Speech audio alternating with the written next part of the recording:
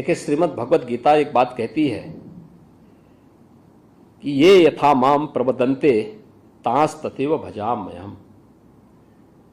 यानी श्रीमद् भगवत गीता में भगवान कहते हैं कि जो मुझे जिस दृष्टि से देखता है, जिस रूप में भजता है, मैं उसको उसी रूप में दिखाई देता हूं। जिसने जिस रूप में प्रयागराज को देखा, महाकुंभ को जिस रूप में देखा, उसको वही दर्शन वहां हुए भी, और हर तबके के व्यक्ति को उसके अनुरूप वहां सामग्री भी मिले।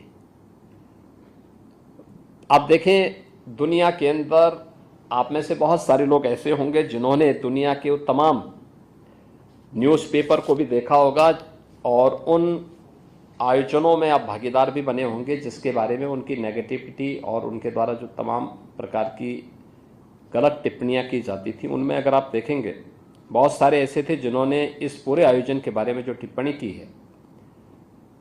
द वॉल स्ट्रीट जर्नल जो यूएस की है, उसने कहा है कि यह एक ऐसा आयोजन था जहां अमेरिका की कुल आबादी से ज़्यादा लोग जुटे। यानी यूएस की जो कुल पॉपुलेशन है उसकी लगभग दोगुनी आबादी इस आयोजन का हिस्सा बनी थी। बीबीसी ने कहा कि महाकुंभ मानवता का सबसे बड़ा समागम था। बीबीसी की टिप्पणियां हर व्यक्ति जानता है। एक्सप्रेस ट्रिब्यून ने यह विश्व का सबसे बड़ा धार्मिक समारोह था।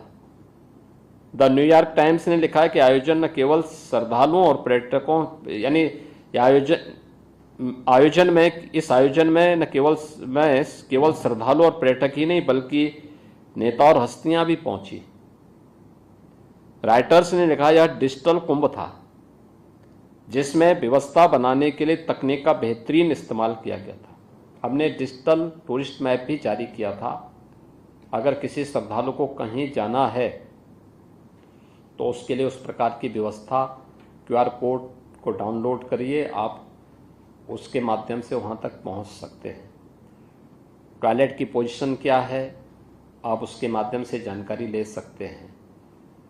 हम लोगों ने इसके अलावा वहां पे सुरक्षा के लिए भी इसका बेहतरीन इस्तेमाल किया था।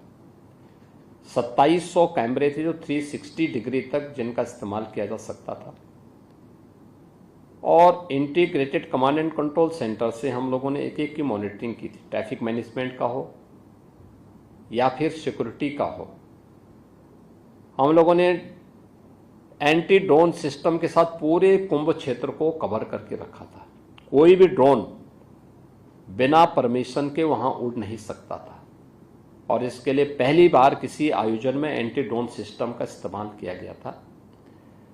द गार्डियन ने लिखा है कि यह पर्वों का पर्व था, लोगों की उमंग और उत्साह चरम पर रहा।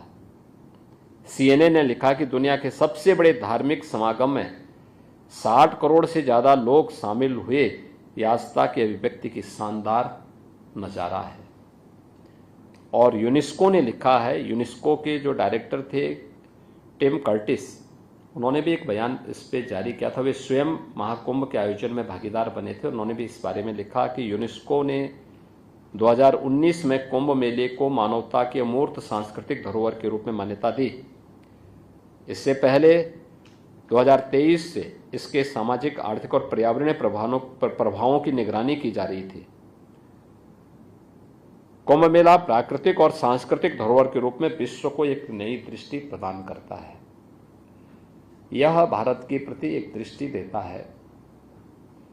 आयोजन उत्तर, दक्षिण, पूरब, पश्चिम, जिसके बारे में आदरणीय प्रधानमंत्री जी बार बार कहते हैं कि एक भारत श्रेष्ठ भारत, उसकी अभिव्यक्ति का भी एक बहुत बड़ा माध्यम बना है।